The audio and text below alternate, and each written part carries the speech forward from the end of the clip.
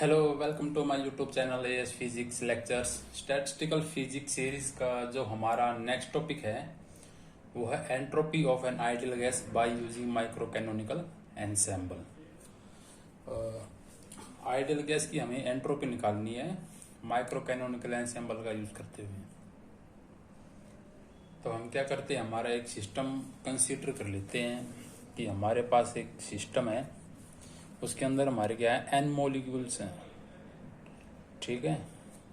और हमने मान लिया कि जो हमारा सिस्टम है वो कहाँ है, इक्विलिब्रियम में है, ठीक है। ये सिस्टम हमारा कहाँ है, थर्मल इक्विलिब्रियम में।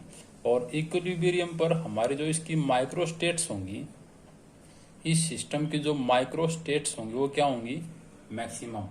मतलब जिस सिस्टम की मैक्सिमम माइक्रो स्टेट्स निकल आए वो सिस्टम हमारा कहाँ होता है, इक्विलिब्रियम में। और इसी को हम बोलते हैं मोस्ट प्रोबेबल स्टेट, ठीक है। तो हम क्या करते हैं, हमारा एक फेज स्पेस कंसिडर करते हैं 3 डायमेंशनल, और उसी की हेल्प से हम क्या निकालेंगे, हमारी एंट्रोपी निकालेंगे। तो हमने क्या किया, हमारा एक फेज स्पेस कंसिडर किया, मोमेंटम और पोजीशन कोऑर्डिनेट के बीच का स्पेस, ठीक है। यहाँ पर हमारे क्या होंगी, बहुत सारी माइक्रो स्टेट्स यानी बहुत सारे फेज पॉइंट्स होंगे हमारे। तो यहीं पर हमने क्या किया, एक small volume delta gamma consider किया। इस फेज स्पेस के अंदर हमने क्या किया, एक स्मॉल वॉल्यूम कंसीडर किया जी, जिसको हमने मान लिया वो क्या हमारा डेल्टा गामा, ठीक है। तो हमें आइडियल गैस की क्या निकालनी है, एंट्रोपी निकालनी है कि हमारे सिस्टम के अंदर आइडियल गैस भरी हुई है और वो इक्विलिब्रियम में है। तो इसी के हमने क्या बना दिया, एक फेज स्पेस, जिसके अंदर हमने क्या ले लिया, हमारा स्मॉल वॉल्यूम डेल्टा गामा। तो एंट्रोपी कैसे निकालेंगे हम, तो देखो क्या लिखा हमने, consider a container of an ideal gas and the system is at equilibrium, the number of microstate is maximum. हमारा सिस्टम थर्मल इक्विलिब्रियम में है तो माइक्रोस्टेट्स क्या होंगी, मैक्सिमम होंगी। इसी को हम क्या बोलते हैं, मोस्ट प्रोबेबल स्टेट। हमने इसी का एक फेज स्पेस कंसिडर किया 3 डायमेंशनल, और उसी के अंदर हमने क्या ले लिया, एक डेल्टा गामा स्मॉल वॉल्यूम। तो हमें निकालनी है एंट्रोपी। तो एंट्रोपी का जो फॉर्मूला होता है हमारा वो होता है सिग्मा। एंट्रोपी को हम यहाँ पर सिग्मा से डिनोट करेंगे। ये क्या हमारी एंट्रोपी, वो होता है लॉग ऑफ डेल्टा गामा। बस हमने ये एंट्रोपी निकालनी है, वो होता है लॉग ऑफ डेल्टा गामा। तो हमें किस चीज की नीड है, यानी डेल्टा गामा। हम हमारा डेल्टा गामा निकाल लेंगे और यहाँ पुट कर देंगे, और उसी को सिंपलीफाई करते हुए हमारी क्या निकल आएगी, एंट्रोपी, ठीक है। ये डेल्टा गामा हमने फेज स्पेस के अंदर कंसिडर किया, ये हमने ये निकालना है यहाँ पर। तो हम डेल्टा गामा कैसे निकालते हैं कि डेल्टा गामा क्या होता है हमारा, D Q into D P. हमने ये पढ़ा था ना, ये हमारा क्या था, डी क्यू, और ये क्या हमारा डी पी, सही है ना। ये हमारा डी क्यू और ये डीपी था। मतलब यहाँ पर हम कंसीडर करते थे डी क्यू 1 क्यू 2, इन्हीं के बीच का डिफरेंस हमने क्या मान लिया था, D Q as a general, और ये डीपी। तो D Q into DP delta gamma निकल जाता था हमारा। तो हम क्या लिखेंगे, डी क्यू और डी पी। डी क्यू को हम एज अ जनरल लिखते हैं, लेकिन ये डी क्यू हमारा क्या होता है, D Q 1, D Q 2, D Q 3 से लेकर डी क्यू 3n तक, क्योंकि हमारा 3 डायमेंशनल है ना ये वॉल्यूम। इसको हम ऐसे लिख सकते हैं ना, इसको डी क्यू सारा as a general D Q. ऐसे ही हम डीपी को लिखते हैं, वो क्या लिखते हैं, डीपी 1 डीपी 2 से लेकर डीपी 3n तक, ठीक है। अब डी क्यू ये तो हमारा रिजल्टेंट है कि एक्स वाई और जेड इनसे मिलकर बना हमारा कि क्यू। तो इसी को सोल्व करते हैं पहले हम। हमें क्या करना है, डेल्टा गामा सोल्व करना है और यहाँ पुट करना है, बस हमारी एंट्रोपी निकल आएगी।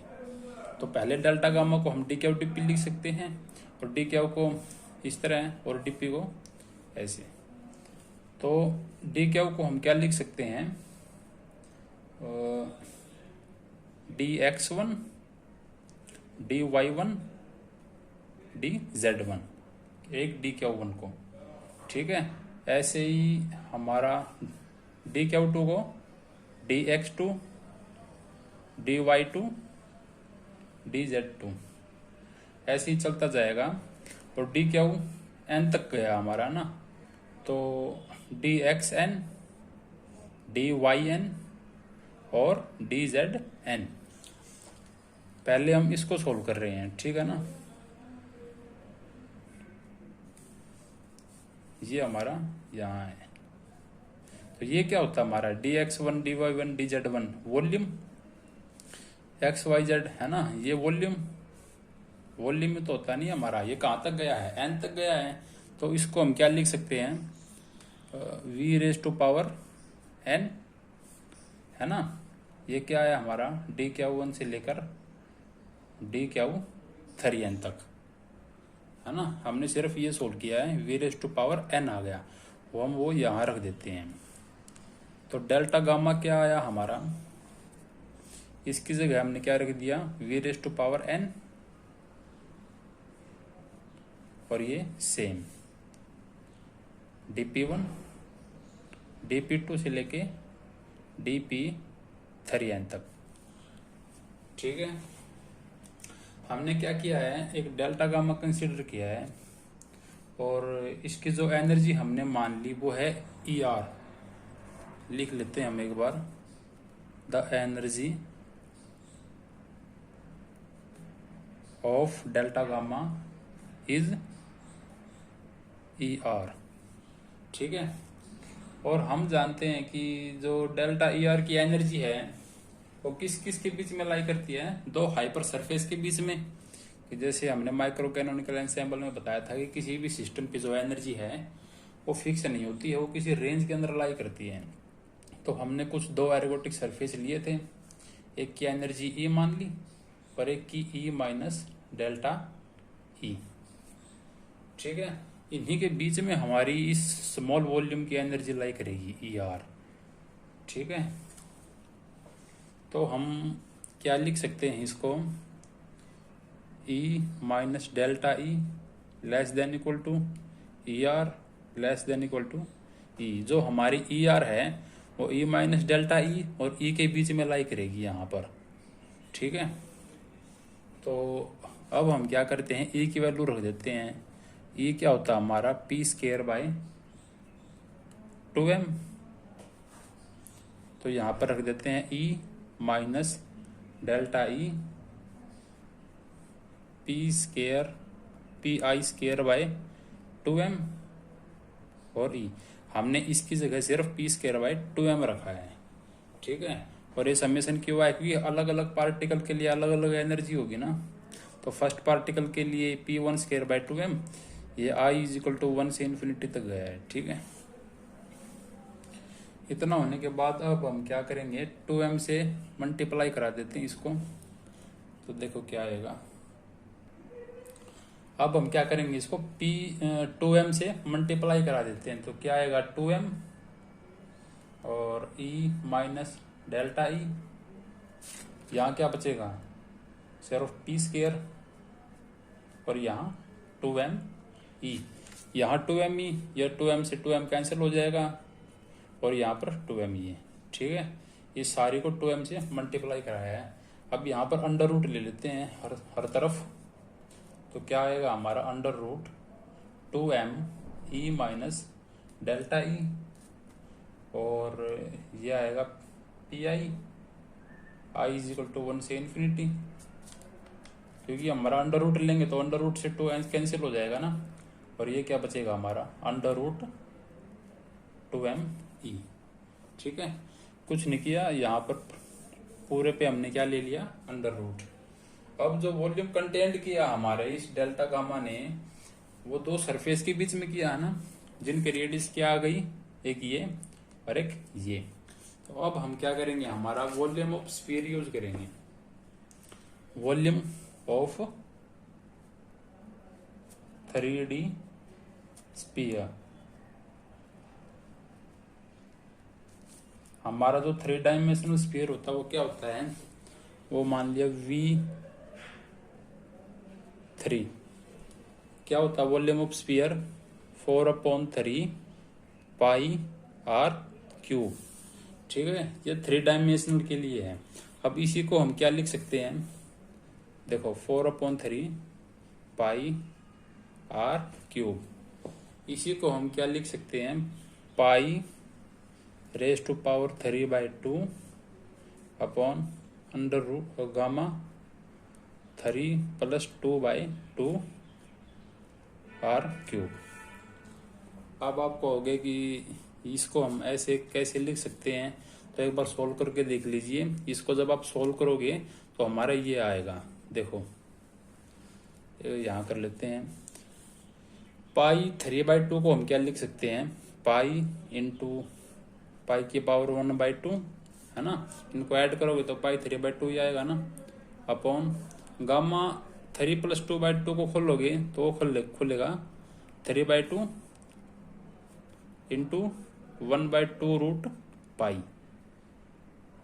ये हमारा इस तरह खुलता है। ठीक है, ये पाई 1/2, ये रूट पाई कैंसिल, ये क्या बच गया 4 आ गया ना हमारा, 4/3 पाई, ये हमारा आर क्यूब यहाँ था ही ना, ये आर क्यूब आ गया, 2 × 2 = 4, 3 पाई आर क्यूब। ठीक है, तो इसको हम ऐसे लिख सकते हैं। ये तो है हमारा 3 डायमेंशनल के लिए। अब हम बात करते हैं 4n डायमेंशनल। 4n डायमेंशन, उसके लिए क्या करेंगे हम, जो हमारा ये है 3, ये 3 डायमेंशनल के लिए था तो यहाँ 3 आया हम, तो अब n डायमेंशनल के लिए जहाँ 3 है तो वहाँ क्या आ जाएगा n, तो पाई n/2 अपॉन गामा n + 2/2, जहाँ 3 है वहाँ n रख दिया। ठीक है, अब इसको सोल्व करेंगे तो pi raise to power n/2 upon, अब इसको खोल लेंगे गामा n + 2/2 को, ये आता है हमारा n/2 फैक्टोरियल। ये हमारा n डायमेंशनल। हमें क्या चाहिए 3 डायमेंशनल, क्योंकि हमारा जो फेस स्पेस है वो हमने कहाँ लिया है 3 डायमेंशनल में लिया है ना, तो हमें इसकी जरूरत है for 3n dimensional. Volume of sphere in 3n dimensional में चाहिए हमें, तो क्या लिखेंगे, पाई जहाँ n है वहाँ क्या रख देंगे 3n/2, और ये 3n/2 फैक्टोरियल। ये हमारा आर क्यूब भी था ना साथ में, आर क्यूब। ठीक है, तो यहाँ पर आर क्यूब नहीं, एन डायमेंशनल था तो यहाँ एन आएगा ना, 3 की जगह एन, हमने 3 की जगह एन किया हमारा, और अब एन की जगह हमने क्या किया है 3n, ये आएगा हमारा 3n डायमेंशनल के लिए। अब हमें क्या करना, हमारे वे दोनों जो रेडियस हैं, एक ये और एक ये दोनों रेडियस हमें यहाँ यूज करनी है। ठीक है, पहले 4r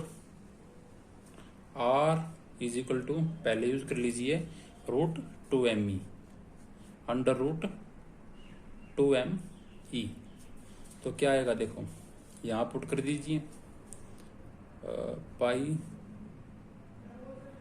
3n/2 upon 3n/2 factorial. अब r की जगह है √2me के ऊपर 3n। ठीक है, तो ये क्या आ गया हमारा, pi raise to power 3n/2 upon 3n/2 factorial. इसको हम क्या लिख सकते हैं, 2me की पावर 3n/2, ये 1/2 है ना, और ये 3n है तो 3n/2 हो गया ये। ठीक है, ये हमारा एक v1 आ गया, इसको इक्वेशन 1 मान लेते हैं। अब ऐसे ही जैसे r √2me लिया है, अब ऐसे ही हम क्या लेंगे, हमारा r √2me - डेल्टा ई, हमने ये इक्वेशन यूज की है ए। ठीक है ना। अब आर क्या लेंगे हम यहाँ,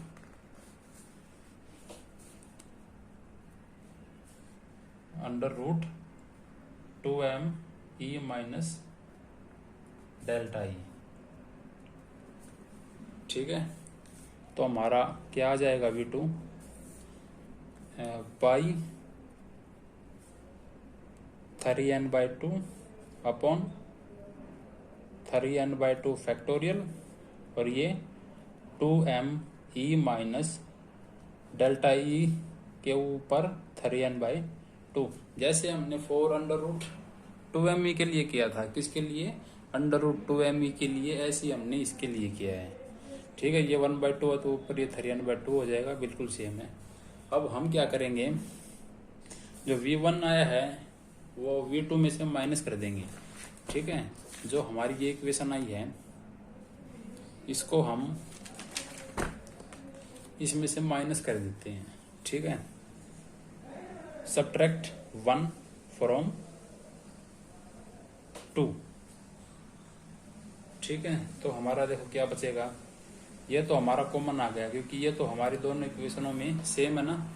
तो pi raise to power 3n/2 upon 3n/2 का फैक्टोरियल, और अंदर क्या बचा हमारा 2me के ऊपर 3n/2। हमारा एक ये बचा सिर्फ, ये तो हमारा कॉमन आ गया दोनों इक्वेशनों में, सिर्फ ये बचा ना 2me के पावर 3n/2 माइनस ये 2me माइनस डेल्टा ई के ऊपर 3n/2।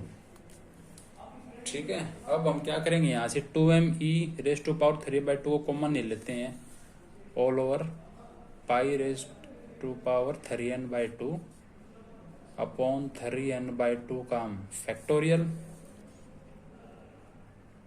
2me 3n/2, ये हमने कॉमन ले लिया। तो अंदर क्या बचेगा 1 माइनस, ये भी 2me की पावर 3n/2 है तो 1 माइनस, तो यहाँ क्या बचा डेल्टा ई,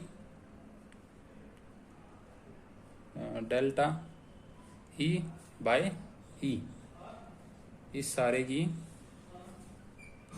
3n/2। आप सॉल्व करके देख लीजिएगा इसको।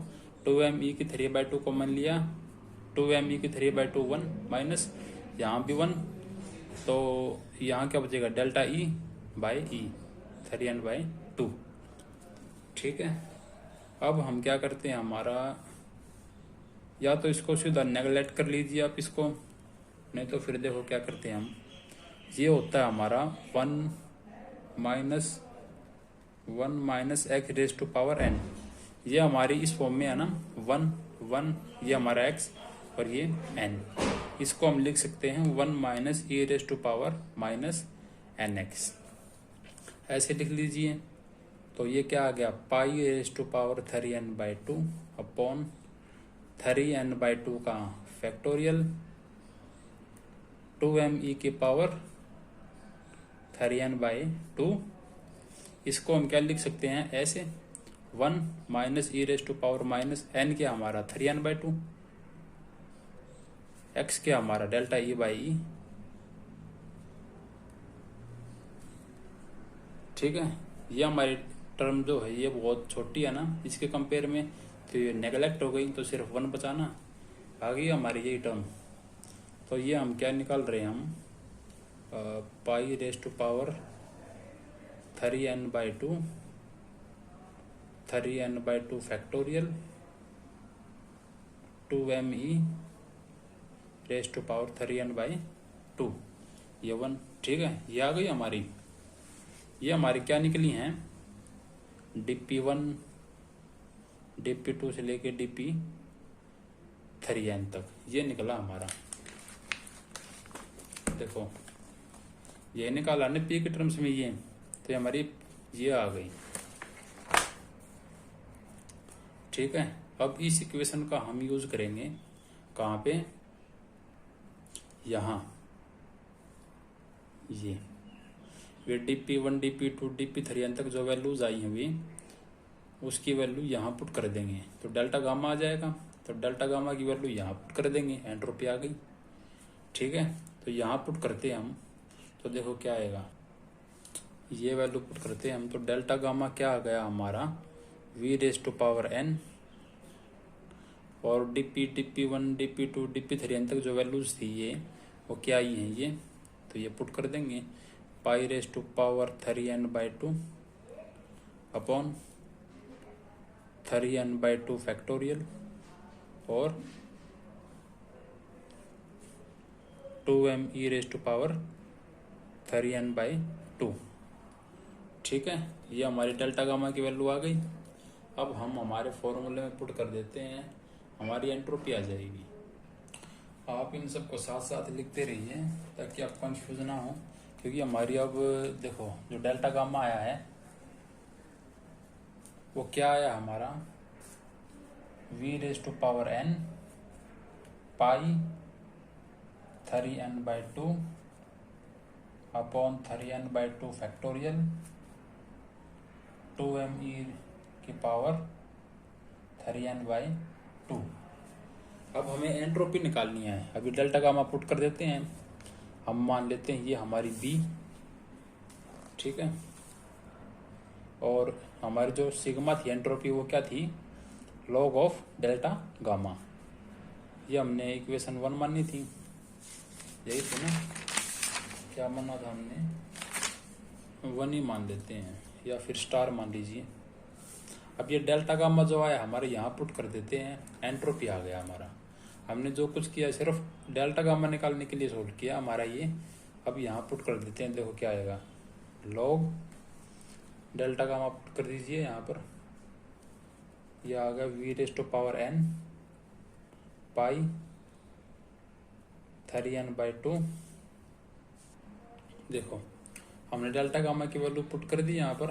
अब हम क्या करेंगे, यहाँ से n है जो वो ऑल ओवर n लिख सकते हैं और log के आगे क्या आ जाएगा, n आगे आ जाएगा।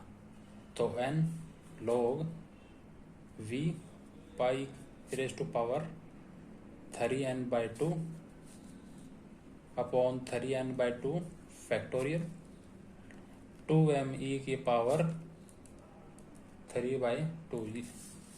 ठीक है, अब हम क्या करेंगे, यहाँ पर इसको खोल लेते हैं हमारा u/v से n log, ये u है हमारा नीचे वाला v π⁻n नहीं आएगा ना यहाँ पर, n तो हमने बाहर ले लिया, 3/2 2m e⁻3/2, ये तो हमारा u log u/v और minus log of 3n/2 factorial. ठीक है, अब हम स्टिरलिंग फॉर्मूला लगाते हैं यहाँ पर, यूज स्टिरलिंग।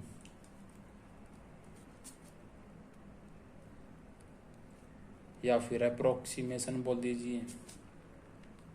ठीक है, तो क्या आएगा हमारा, अब n को वापस ऊपर लिख लीजिए, log v π⁻3/2 2m e⁻3/2 all over n, ये हमने n ऊपर लगा दिया वापिस, माइनस यहाँ स्टिरलिंग फॉर्मूला लगाएंगे, log ऑफ n क्या होता है, n log n minus n, है ना। क्या होता है हमारा sterling formula, log of n factorial होता है हमारा n log n minus n। तो इसी को खोला हमने।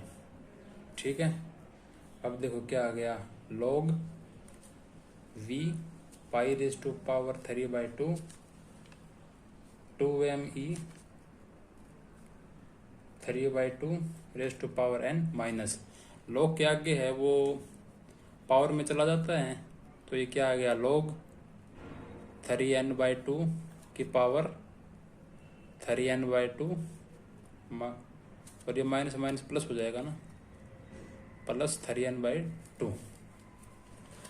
ठीक है, अब क्या करेंगे हम इसको, log u minus log v क्या होता है, log u बाई v। तो लिख दीजिए log v pi raise to power 3/2 2m e raise to power 3/2। ये सारी की पावर n है ना, इसको आगे लिख लीजिए n upon 3n/2 raise to power 3n/2, क्योंकि log u minus log v, ये u हो गया और ये हमारा क्या है v प्लस 3n/2। अब देखो, अब हम क्या करेंगे, n log v, ये 2 है, ये यहाँ पर 2 2 2 जा 4 पाई और ये m अपॉन ये 3, इन सब के ऊपर 3n/2 है ना, ये 2 2 2 जा 4 3n/2 है, पाई के ऊपर 3/2 है, m के ऊपर भी 3/2 है और 3 के ऊपर भी 3n/2 है ना। तो इसको हम ऑल ओवर 3n/2 लिख दें। अब बचा क्या, e ओवर n,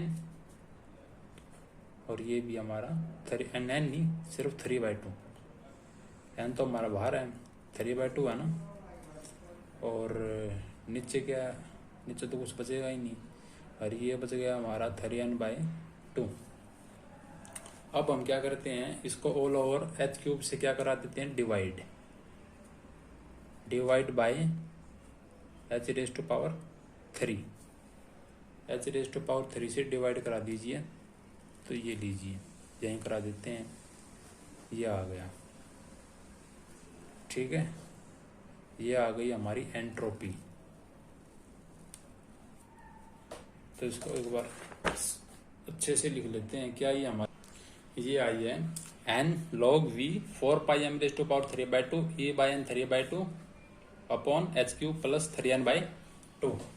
अब देखो इसके अंदर क्या है कि इस v की वजह से जो हमारी टर्म्स के अंदर जो वॉल्यूम जो v आया है, इसकी वजह से जो हमारी जो एंट्रोपी है वो एडिटिव नेचर शो नहीं करती। ठीक है, एंट्रोपी क्या नहीं करती, एडिटिव नेचर शो नहीं करती। ये आप साथ साथ लिखते रहिए। ठीक है, अब एडिटिव नेचर कैसे, जैसे हमने एक सिस्टम लिया हमारा, इसकी ऑल ओवर एंट्रोपी मान लीजिए, इस पूरे सिस्टम की एंट्रोपी है 50। ठीक है, कितनी है, 50। वैसे एग्जांपल समझाने के लिए कि एडिटिव नेचर शो नहीं करती है, हमने पूरे सिस्टम की एंट्रोपी मान ली 50। अब हमने क्या किया, इसके पार्टीशन कर दिया। ठीक है ना, 2 टुकड़े कर दिए सिस्टम के, एक सिस्टम ये बन गया और सेकंड ये, इसके 2 हिस्से कर दिए, एक ये और एक ये। तो एंट्रोपी क्या होनी चाहिए, एक की 25 और सेकंड की भी 25। ठीक है, इसके 2 हिस्से करे तो एक की एंट्रोपी 25, सेकंड की 25, टोटल 50 हो गई। लेकिन जब हम इनको ऐड करेंगे 25 प्लस 25 क्या आना चाहिए, 50 आना चाहिए ना, लेकिन ये हमारा 50 नहीं आता। ठीक है, ये होता हमारा एडिटिव नेचर कि हमारी एंट्रोपी है वो एडिटिव नेचर शो नहीं करती। तो इसी को सोल्व करने के लिए हमारे आए गिब्स पैराडॉक्स। अब हम जो नेक्स्ट टॉपिक में पढ़ेंगे वो पढ़ेंगे गिब्स पैराडॉक्स कि कैसे उन्होंने इसका क्या दिया रिजोल्यूशन, कैसे इसको सोल्व किया कि हमारा जो एंट्रोपी है वो एडिटिव नेचर शो करे। ठीक है, इस वॉल्यूम की वजह से हमारा एडिटिव नेचर शो नहीं हो रहा था। एक बार आप देख लीजिए, हमने क्या पढ़ा स्टार्टिंग से, हमने एक फेज स्पेस कंसिडर किया डेल्टा गामा, उसका वॉल्यूम निकाला, हमें एंट्रोपी निकालनी थी लॉग ऑफ डेल्टा गामा। अब डेल्टा गामा निकालना है, वो निकालते हैं dk/dp, इसको हमने ऐसे जनरल लिखते थे और dp को ऐसे। ये आई हमारी v⁴n। ठीक है, इस सब की जगह हमने v⁴n रखा और ये हमारा सेम। अब इसको सोल्व किया कि इस सिस्टम की एनर्जी है वो हम किसी रेंज में मानते हैं E और E माइनस डेल्टा E, तो उस रेंज में ले लिया। इस E की जगह हमने रख दिया p² बाय 2m। अब इसको सोल्व किया, आगे क्या किया, 2m से मल्टीप्लाई करा दिया, तो यहाँ से ये 2m कैंसिल हो गया, तो ये आ गई। अब अंडर रूट ले लिया। अब ये R1 ये R2, हमने फिर स्पीयर 3D वॉल्यूम स्पीयर लिया 4/3πr³। इसको हम इस तरह लिख सकते हैं। और फिर हमने n डायमेंशनल लिया, इसी को हमने इस तरह लिख दिया। और फिर 3n डायमेंशनल। और फिर अलग अलग R के ऊपर जो हमारी ये थी, एक R1 ये और एक R2 ये वैल्यूज पुट की। यहाँ पर R1 पुट किया, ठीक है, इस R की जगह, तो ये वैल्यू आ गई हमारी। और फिर सेकंड R2 पुट किया ये, और फिर उसको इसमें से माइनस कर दिया, फर्स्ट वाली टर्म को सॉल्व करते हुए हमारा डेल्टा गामा आ गया ये, ठीक है। अब ये डेल्टा गामा हमने फॉर्मूले में पुट कर दिया, लॉग ऑफ डेल्टा गामा में। जो ये हमारी डेल्टा गामा आई है, इसको हमने डेल्टा गामा में यहाँ पुट किया। इसको पुट करते हुए हमारा क्या आ गई, एंट्रोपी आ गई, ठीक है। Thank you.